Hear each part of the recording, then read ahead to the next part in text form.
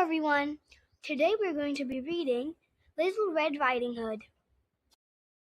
Once upon a time, there lived a sweet little girl loved by everyone. Her grandmother gave her a red velvet hood, and she wore it so often that everyone called her Little Red Riding Hood. One morning, her mother said, "Your grandmother is ill. Take her this basket of fresh bread and juice. Go straight through the forest and do not stray from the path." Red Riding Hood promised to be careful and set off on her journey. The forest was deep and dark, with tall trees that whispered in the wind. Sunlight danced through the leaves, making golden patterns on the path. Red Riding Hood skipped along happily, humming a little song, not knowing that someone was watching her behind the trees.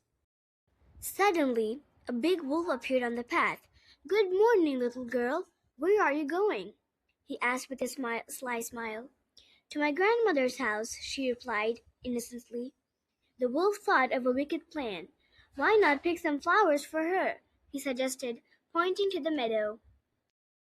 While Red Riding Hood picked flowers, the wolf raced to grandmother's cottage. He knocked on the door. "Who is there?" called grandmother.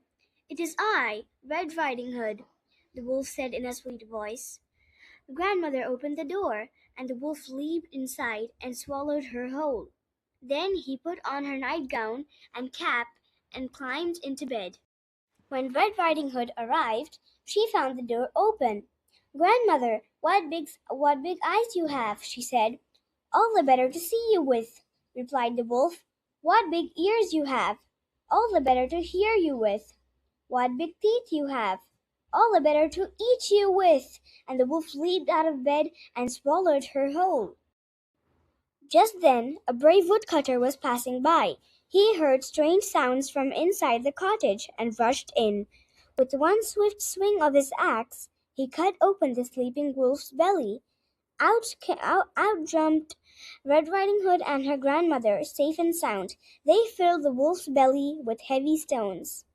Red Riding Hood hugged her grandmother tightly. "I will never stray from the path again," she promised. From that day on, she always listened to her mother's advice, and they all lived happily after. The end. Thank you for watching. Subscribe and like for more videos.